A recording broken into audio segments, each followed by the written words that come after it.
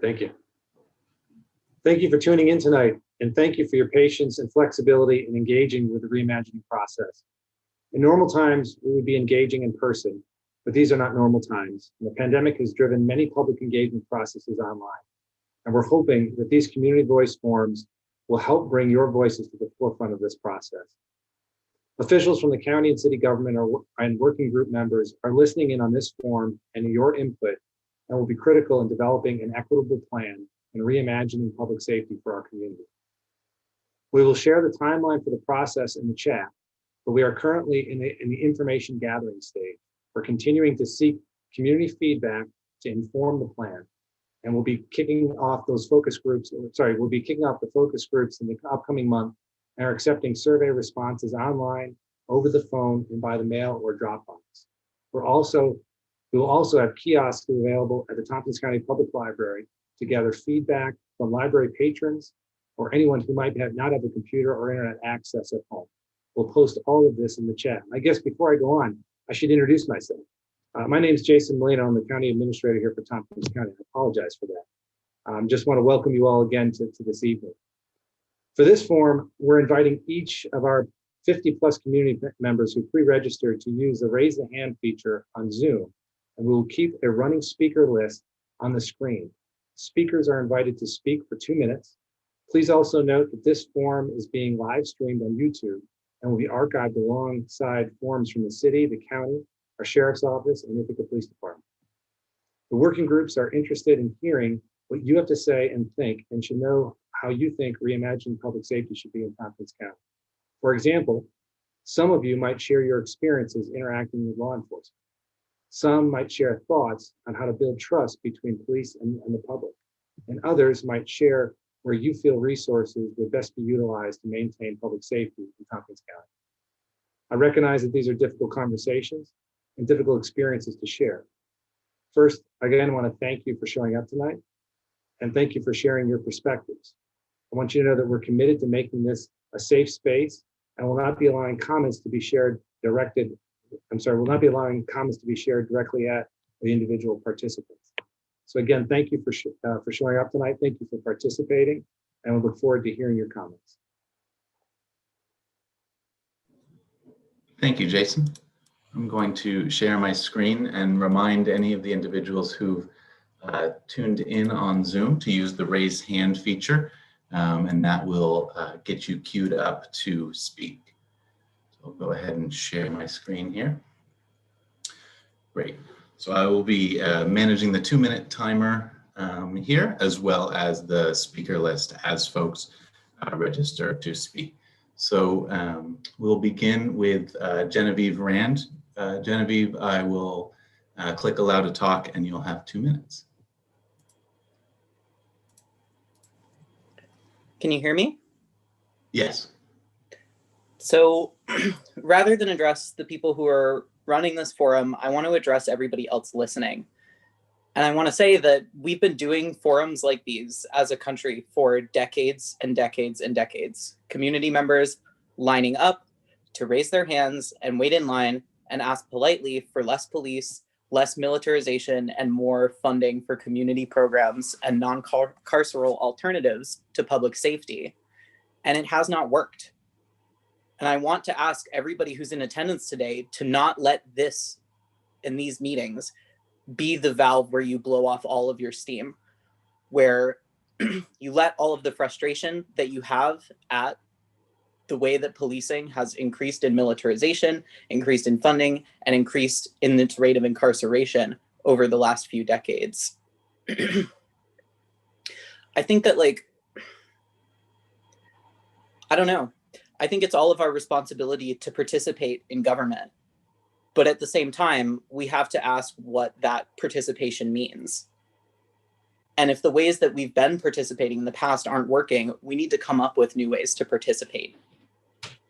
And so I ask that anybody who's listening, if you really want less police, if you really are frustrated that over the years, there has been an ever-increasing march of militarization of police, and no, at any point, any significant decrease and disempowerment of that force, then don't let that frustration stop here. Do everything you can to make that opinion heard. Talk to anyone you can, whether it's legislators or people in power or your friends and family, and decide what methods of political activity you can do that are actually going to move the needle rather than just getting you heard. I'll cede the rest of my time. Thank you, Genevieve. Next, we have Kate Leboff. I'm sorry if I pronounced your last name incorrectly. Allowing you to talk now. Can you hear me? Yes. Yeah, it's Leboff, but Great. so I wanted to bring up the disciplinary action / removal of Vincent Monticello. We've had a petition circulating now for a couple of weeks, demanding his resignation from IPD as chief of police. I'm sure that at least Savante has seen the video of Messiah's arrest near the Dunkin' Donuts downtown. Yeah, if you've watched the video, he was arrested on claims of obstruction when he was basically just standing in the parking lot talking to a gentleman who had beforehand brandished a knife and yelled threats at him, including ones that were caught on video of him saying that he should go die and kill himself. And then, you know, as I'm sure you're all aware, after that, there was the arrest of Genevieve Rand, and she was misgendered multiple times on video by Officer Monticello, and then apparently by him and other officers while being detained. Protesters, as you I'm sure also know, gathered outside of IPD to call for their release, which ended in multiple arrests, use of pepper spray, assault, extreme use of force, and not to mention the arrest of a minor, all on video. The petition has over 1,500 signatures. Savante did respond to this, but has yet to make any other comments on what he plans to do. And we need to see some action because of that behavior was unacceptable of a professional, quote unquote, working for our police department, especially considering the issues that we've had and been protesting for months now and that are going on around the country. So that was really all that I wanted to talk about today. I see the rest of the time. Thank you, Kate. Next, we have Kathleen Bergin. And Kathleen, you should be able to unmute now. Great, thanks. Thanks, Jason. Thanks, Svante, and thanks everybody who is listening in for putting these forums together. We really appreciate it. And I actually just have some questions that if we could tee them up for the end of public comment, that would be great. Svante, I know you referred the issues that the arrests that we were just talking about to the Community Review Board, the New York State Division of Human Rights, and to the AG's office. So I'm wondering if you could clarify to whom in the AG's office you referred that to. I was trying to figure out where that would end up. And if you could give us an update of whether or not you've heard back, and if not, when you might expect to hear back. And thanks, that was it. Thank you, Kathleen. I want to remind folks that in this forum, we're asking for specific responses to this question: what we need to know to reimagine public safety in Ithaca and Tompkins County. Mayor Myrick will be closing the evening with a statement at the end. And if you'd like to additionally add that question in the chat, we can make sure it gets archived or answered directly back to you or publicly at the end of the chat. Thank you. Next, we have David Foote. How's my audio? I can hear you now. Great, thank you. So this is a debate about how we spend public money, and I'm glad that the county is also involved in the conversation. I wanted to recognize that Ithaca is not, as our tagline says, surrounded by reality. We're living reality: gentrification, income inequality, and of course, police brutality. Like so many others, I see this problem and I hope we can take an opportunity to change. This year, a lot of us have been grappling with the fact that while Black Lives Matter has resonated with people across the country and even internationally, it's not resulted in a reduction of police violence, specifically targeting Black people. And yet millions of dollars is spent to keep officers armed and aggressively patrolling our communities. We can spend our public funds better. We have to. I would love to see the county and the city put together an agency of crisis intervention professionals and provide them with the coordination and training they need to provide a better response to calls for help. These calls now almost always result in a police response. with guns, tasers, and handcuffs. We can hire medical professionals, social workers, psychologists, and others to respond to emergencies in appropriate and effective ways. These professionals can put together a plan to de-escalate problematic situations and connect people to community resources based on care and support, not enforcement and a likely arrest that would mean the person in crisis is now in the criminal justice system, their lives disrupted, their livelihood likely destroyed. This would also mean more jobs available to people who are dedicated to helping our communities. Obviously, right now, budgets are very thin and almost everything is suffering during this crisis. But we have to imagine that when it ends, Ithaca and Tompkins County will have a role in reconstructing our communities in ways that benefit everyone. Thank you. Thank you, David. Next, we have Patricia Rodriguez.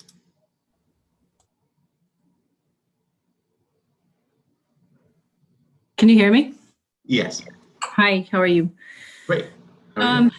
Good. I want to talk about, or actually ask a question about whether the Ithaca and Tompkins County have looked at other examples of cities in the United States that have implemented alternatives that are not related to reforming the police, but defunding the police.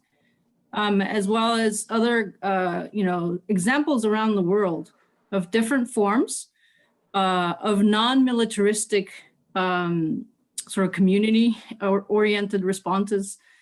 And so if you have looked at these examples, what have you come up with? And if you would like input into some of these examples, how are you going to take that input? Is it going to even matter?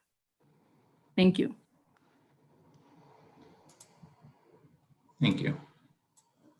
Next, we have Genevieve.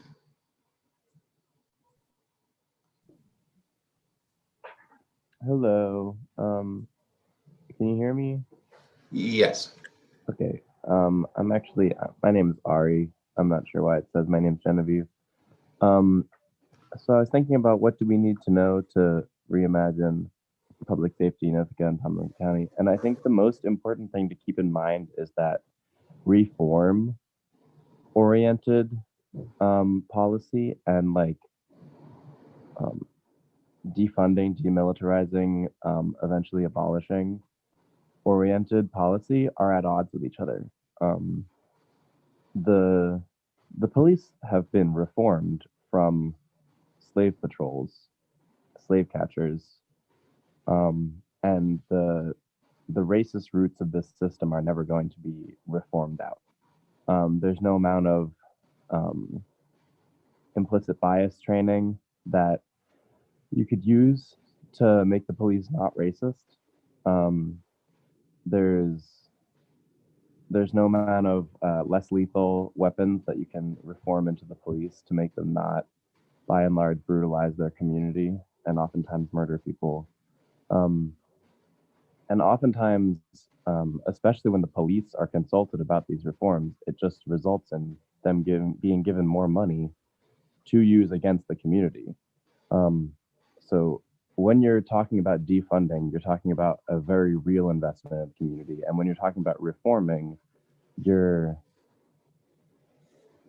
putting more faith into this system that has failed us time and time again. And I think that's extremely important to keep in mind, because the calls around the world are not for police reform. The calls around the world are for defunding. And it's very specific. All these protests that have resulted after George Floyd's murder are not protests for reforming the police and making them more militarized in different ways. They're for defunding the police because we want to see actual end to police brutality and state-sanctioned violence. Thank you.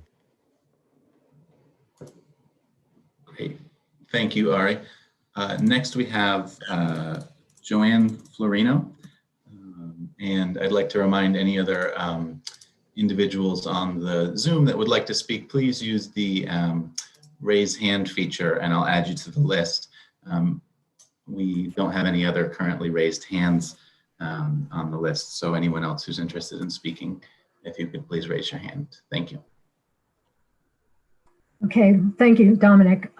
So I would like to talk about something that's been concerning me for quite a while with the SWAT team and the SWAT vehicle. I'm coming from a different perspective, but I do think that there has not been enough information about the vehicle itself and how this particular vehicle that the team is now came to be. So the SWAT team became operational in 1998, actually, I think 2 years after Mike Padula died in a very unfortunate encounter with a woman who was clearly suffering from mental illness. And for quite a few years, the SWAT vehicle was first an ambulance that had been donated by Bang's Ambulance and then a bus that had been donated by TCAT. Neither were in great shape, even though the police tried to get them to shape. The context of the funding for the current SWAT vehicle was the incident at Virginia Tech in April of 2007, in which 32 people died. And I do want to make it clear that of about $500,000 that went to that vehicle, half of it came from taxpayer dollars. That was from the City of Ithaca, $250,000. Only about an eighth of that came from federal funding, which has also been one of the allegations, and that was leftover Homeland Security money at the Sheriff's Department. Every dollar that went toward that vehicle came from private funders, including campuses, a private foundation, and the DA's office, who contributed seized funds. So for me, the context is still there. This is something that could happen anytime on either campus right here in Ithaca. And I think it's just good to remember that it wasn't meant to be an aggressive vehicle. It was meant to be a defensive vehicle in case of tragedy. Thank you. Thank you, Joanne. Next, we have Megan Cosgrove. Okay, can you hear me? Yes.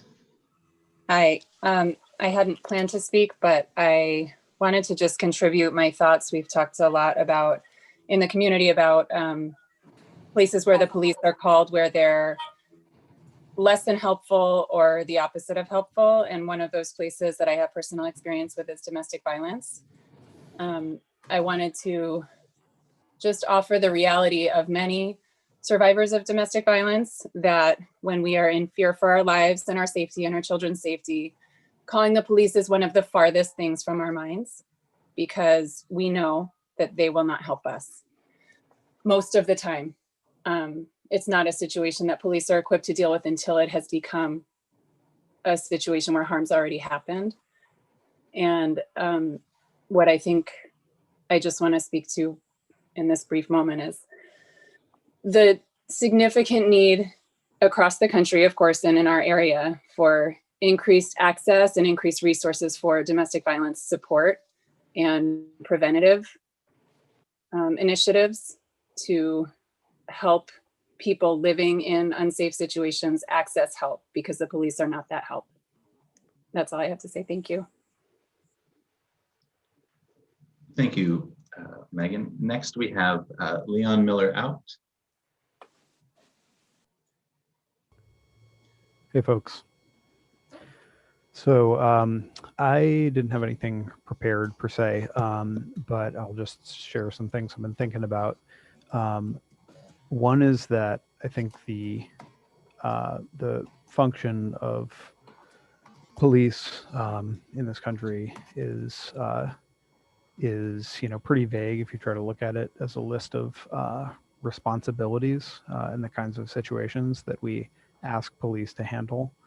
And to speak directly to the question of what do we need to think about when we're reimagining public safety is the most important thing from my perspective is we need a list of the kinds of things that we currently ask police to do. Then we need to ask ourselves, who are the best people to respond to these types of situations? My suspicion is that a lot of the time that's not going to be the police. I've lived in Ithaca for 20 years. I have never needed the services of an armed and armored police officer in the 20 years I've lived here.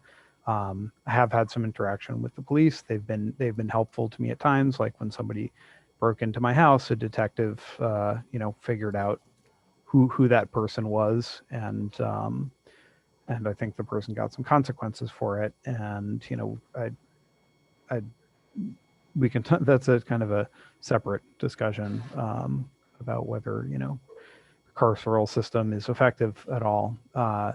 But I think the biggest question is, what do the police do, and who are the best people to serve those functions?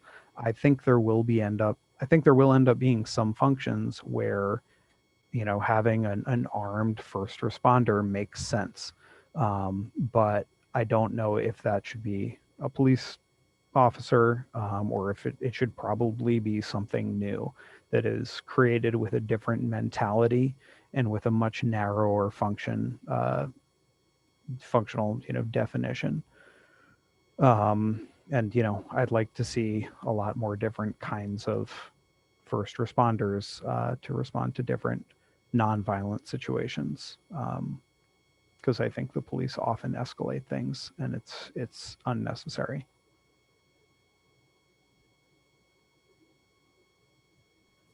Thank you, Leon.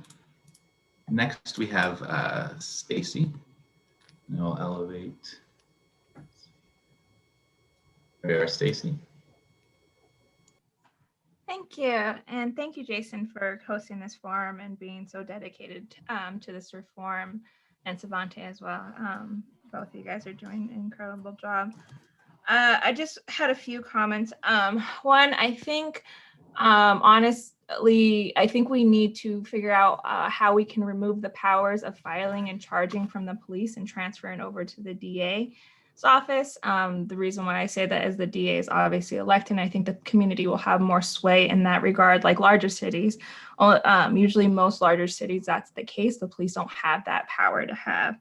Number two, I was wondering how, if you guys have the data to reflect so you guys can get the community on board. I've noticed this kind of community pushback between people saying, and usually using like anecdotal evidence of like, oh, the one time I was robbed, the police were like helpful in that situation. However, like in my experience, or at least even in that anecdotal situation, like the police didn't necessarily stop the crime.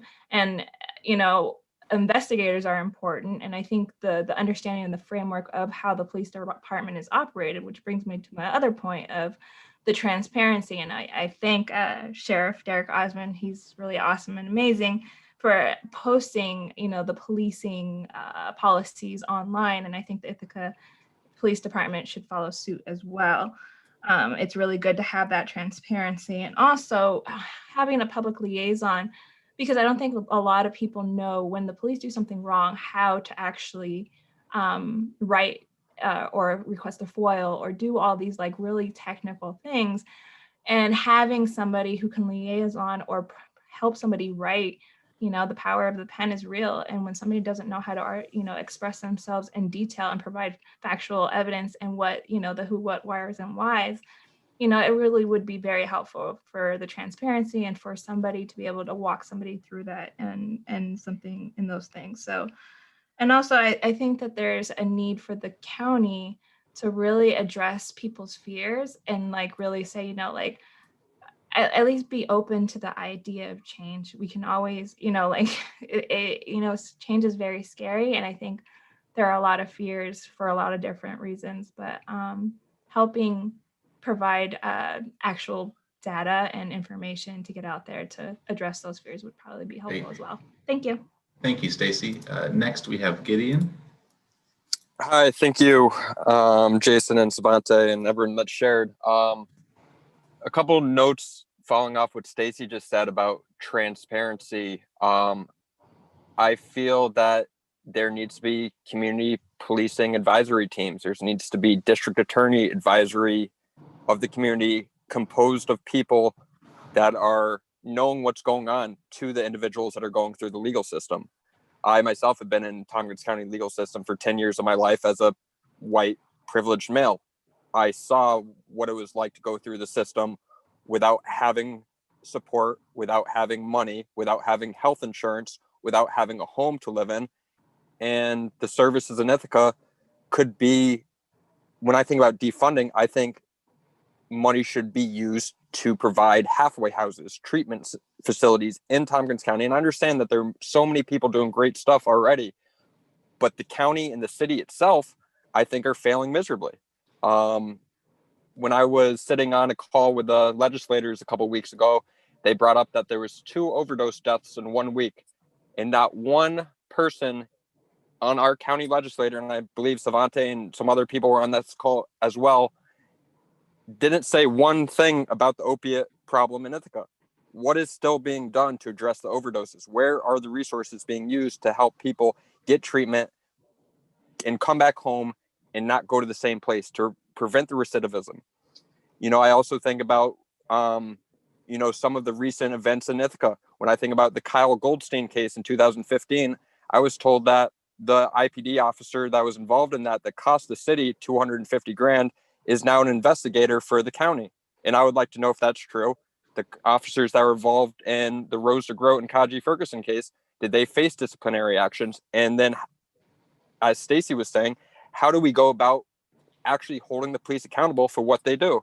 And I think there needs to just be a lot better job of shit getting done. Thank you. Thank you, Gideon. Next, we have Katie Anderson. Hi, everyone. Thanks so much for doing this. I definitely want to echo listening to Gideon talk about advisory teams for the IPD and DA. I think those are fantastic ideas. And I just sort of wanted to bring up this, to cite this article from the New Yorker about how to defund the police in June, that talked a lot about community outreach programs and sort of their possible role in being able to provide some of these supports. And, you know, I think one of the things that we can try to do as a community is really get our finger on the pulse of the expertise and the interest that lies in the community currently, that we can harness to try and use people who exist already and have really strong relationships within the community, and use those to build, to look forward and say who has the potential to grow into this position of responding to domestic violence incidents, for instance, who here that we have that is interested, that wants to be engaged, that has potential experience and expertise, you know, can we use to do that? And I just think, you know, there's so much potential here. You know, the community management, the crisis management system that is cited in this article is contributed to a 15% decline in shootings in the 17 precincts with the highest levels of violence in New York City. So we have a lot of potential here, I think, to do the same kinds of things. Great. Thank you. Next, we have Nick. Hello. Hi, Nick, we can hear you. Hello. Hi. So I want to address the most recent arrest that happened yesterday. So I want to bring up the fact that a SWAT team was used on someone that was undergoing psychosis. And just thinking about just the use of resources in Ithaca, because I think it's a pretty reasonable thing to think that if someone's going through a mental health crisis, they wouldn't need a traumatizing incident of people in military fatigues that have AR-15s coming to pick you up off the street and into an unmarked vehicle. And I read the police report, and they said that the person was put into this van, one, because they couldn't fit into a marked police car, which is that in itself has a lot of questions, that it raises a lot of questions, and that they were then escorted to a Banks ambulance vehicle, which was maybe nearby. And then another question is just why wasn't the ambulance there at the scene instead of using this unmarked van. And also in the report, they're saying that the suspect was safely taken into custody. And we really need to analyze the words we're using, because what does it mean for them to be escorted safely? Because they're definitely now very traumatized from this incident. And also all the people witnessing what's going on in this world. Because one thing we need to know is there are protesters around America right now that are trying to just rise up for their rights, and they are getting escorted in unmarked vans and being taken into unknown places, and that is going to scare the people of Ithaca. Thank you. Thank you, Nick. Next is going to be Rudy Nunez, but I would like to add, if folks are using a Zoom account that has the same name as someone else, I would ask that you try to change the name on Zoom or chat that to me, so I know. We're only letting folks speak once per forum because of the number of individuals who signed up. So I do have another individual who's using the same name as someone else, and I just want to make sure that we allow everyone to speak once. So Rudy, you're up.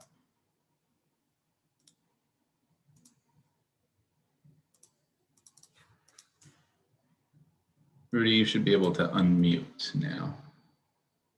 Okay, thank you. Hi, can you hear me? Yep. Okay, yeah, definitely something I wanted to say when it comes to the idea of shifting funds. You know, I feel that the biggest issue is police accountability. I always say an ounce of consequences is worth a pound of training, and if and what we need is an independent oversight committee, and that I believe that primarily and as soon as possible funds should go to forming a new institution that is a public and a independent oversight committee on the police to ensure and a real change in consequences and the way those are enforced against police misconduct. And, you know, I'm not as much for the idea of, you know, like what Gideon was talking about, you know, I mean, I like the idea of we need more halfway houses and things like that, but I feel like that's more of like a reparations type argument, which is definitely an important argument to have, like important conversation to have. But I think really the immediate problem is that, and also, you know, I'm not as much for the idea of, you know, it's not so much about what kind of new people do we need for police, because I think that power goes to people's heads, and that's a problem that almost anyone would have. And I think consequences are an important all-around solution, and very important to have community oversight and consequences. That's pretty much what I'm trying to say in a nutshell. Great, thank you, Rudy. Is there anyone else who would like to speak tonight? If you'd like to, I'd ask you to raise your hand. If you have raised your hand and I haven't elevated you yet, that means you have the same name as someone else on your Zoom. And I'd ask that you plug something into the chat, and I will adjust that accordingly. I'll give a couple minutes or so. Yes, hold on one second.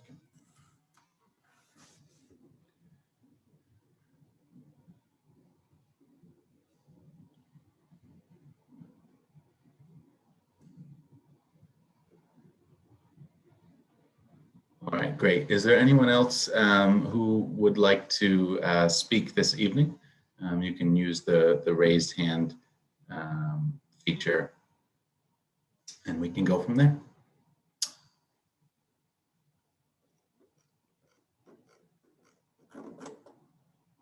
All right, I have Jude.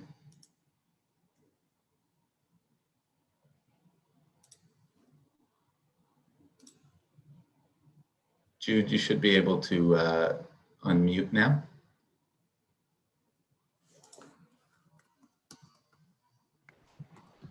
My name is Jude Forgatch. My family has been here since 1966, since the 20s. All of a sudden, we have this academic problem of organized crime and drugs. Whether it is related to police department or not, all this exists in Tompkins County. Over the last I'd have to say 5 to 7 years it's been worse. I used to have a primary in my life named Terry Garahan, who was the social SWAT team director. Terry and Anthony Scaglione, who I went through Explorer training post after Padula, went on 60 Minutes. They wanted a sane, civilized way of apprehending people. All of a sudden, they've taken the social crisis team without the social worker and took it out of play, or out of place, I want to say. And then all of a sudden you have these unsolved murders, people missing in our town, and people, they need to own that. That's the reality, and nothing done about it. It's like stumbly stifle, including the cops. And then we had 2 murders, deaths in the inlet. So all this stuff is apprehending enough to where the police don't want to get involved because of the violence or its police interreaction to begin with. We need honorable people on our streets as officers. We need logical reality in a 10-foot town. So I'm looking at everybody comes to Ithaca to sell their drugs, and then it's organized crime. I've never seen anything like this with bullets going throughout Ithaca over and over again, and then never to be heard of. Nobody knows what really happened. And then they're set scot-free for any kind of discipline, or it goes stumbly stifling for years in a 10-foot town. I used to know this community as we all know each other. And now you look at Martin Luther King Boulevard with the tattoo shops right next door to the drug rehabilitation unit. And here's another thing. Thank you, Jude. That's your 2 Thank minutes. you. I'm sorry. Thank you. No, thank you. Don't apologize. Thank you. Next, we have Josh. There's some name confusion on the back end, so thank you for patience to the attendees.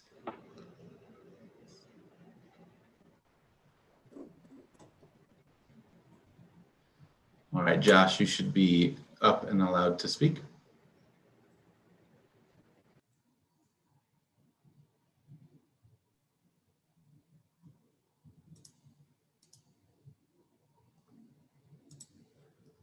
Josh, are you there?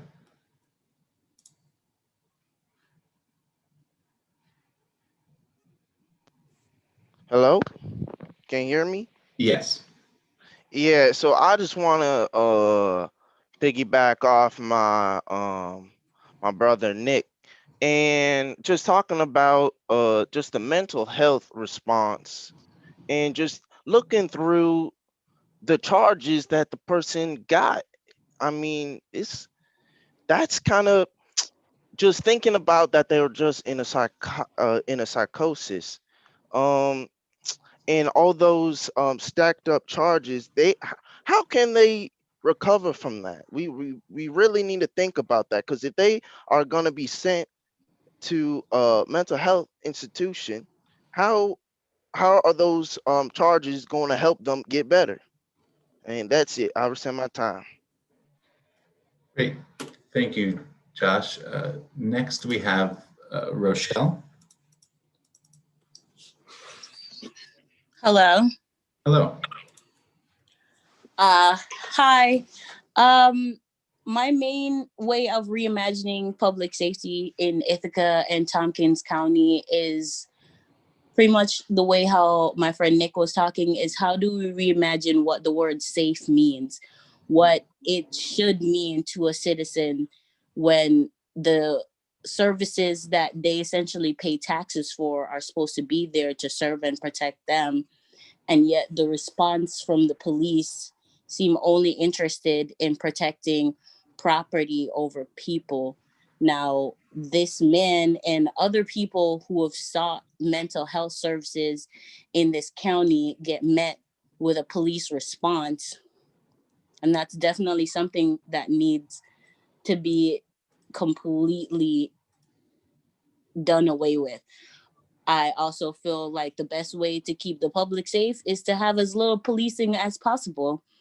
And I wasn't around when this speaking series finally started, but defunding the police is definitely, as much as possible, getting rid of the war on drugs and essentially demilitarizing the police, and definitely getting rid of that SWAT team that was terrorizing people. Not only the person who they arrested yesterday, but also my friend who was walking with her baby, who thought she was going to die in a hail of bullets and went running with her child back to her home.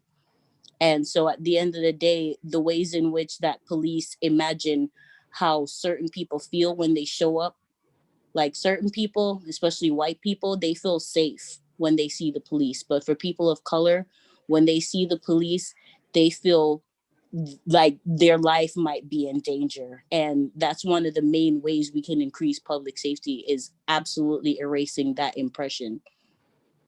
Thank you, Rochelle. Do we have anyone else that would like to speak?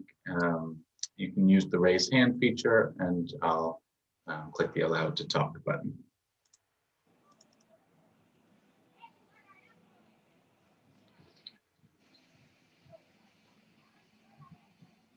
I want to remind folks we're letting individuals speak once per forum. We'll be holding these forums each Friday through December 4th and a few Saturdays as well.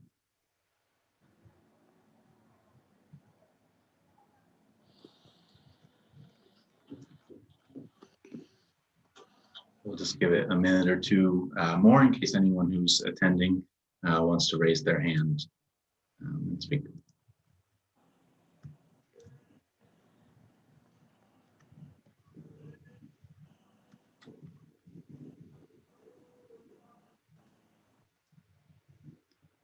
All right, we have James. You're up next. Hello, thank you. I just had a very brief question. So I was just hoping you could explain kind of I know one of the speakers had actually mentioned this earlier, just about the purpose of the SWAT team and how it was kind of in response to the Virginia Tech shooting, which happened in the late 90s. I was just wondering what service or services is this Ithaca SWAT team providing, on a day-to-day basis? I mean, yeah, that's really the question. So that's all I have to say. I can see the rest of my time. Thank you. Great. Thank you, James. Just as a reminder, this forum is specifically designed for input, and we're going to be taking that input into account for the Reimagining Public Safety Plan, and we'll respond to questions in future forums as well. So if your questions aren't answered this evening, they will be throughout the process for Reimagining Public Safety. Are there any other individuals who would like to speak or make a comment this evening?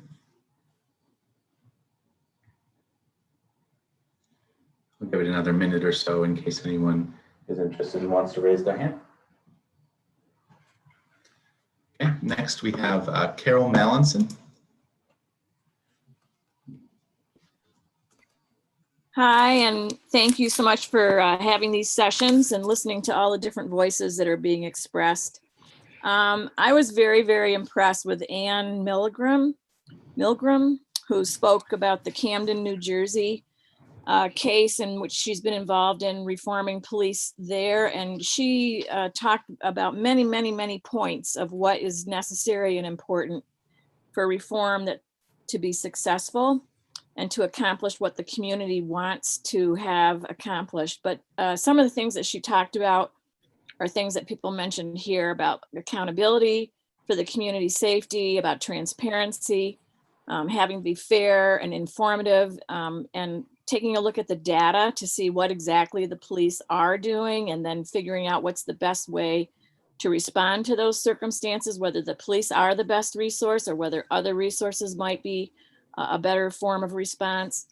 And that the voice of the community is extremely critical to the entire process. And I think that's exactly what you're trying to get. So I commend you for those efforts, and I wish you the best in moving forward.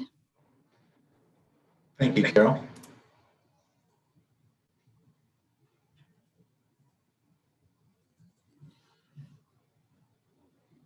All right, next we have Ashley Cake.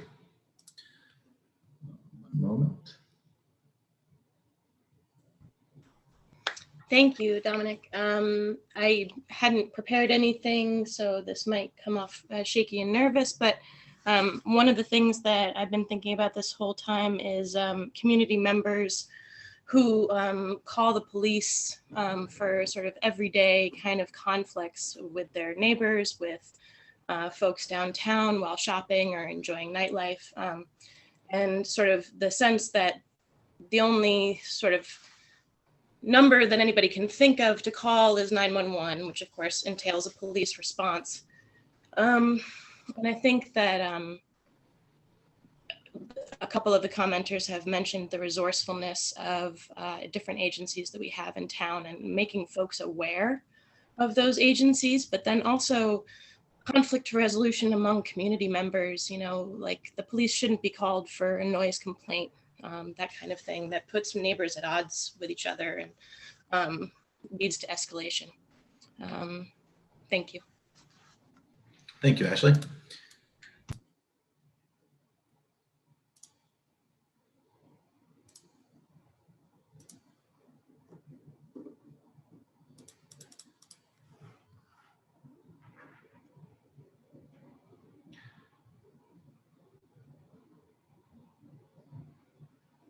Are there any other attendees who would like to lend their voices tonight?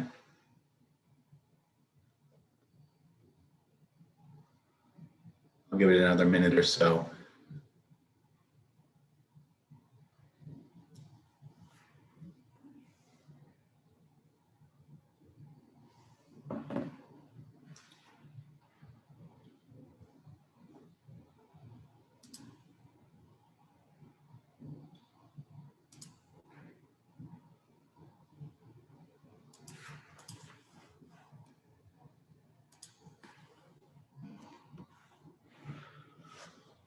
All right, great.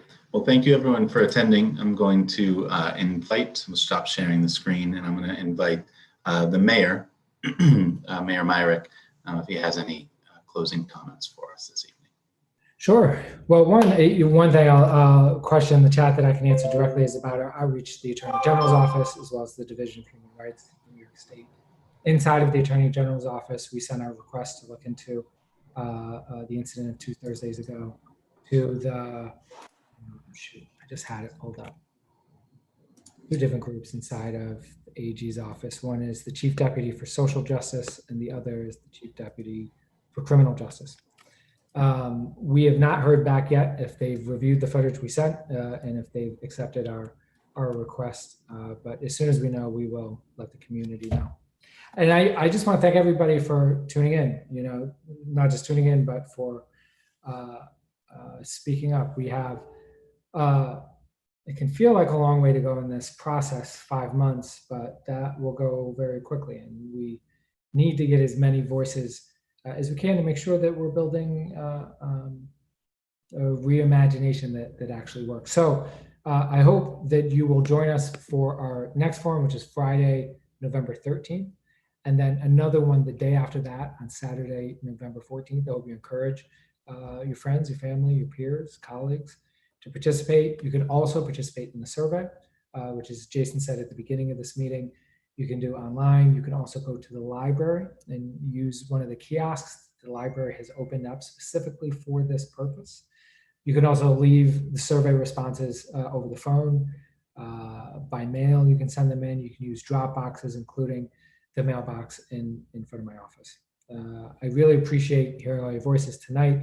And I want to thank Dominic for doing this. Obviously, we would, normal times, we'd be together in the Fort Warner room at the library or at Southside Community Center or GX Gym. Being unable to do that is obviously makes this all very tricky. So thank you, Dominic, for figuring out a way, at least for us to do this remotely. And thank you all. Thank you, Jason, and thank you to the Center for Police Equity also for your help.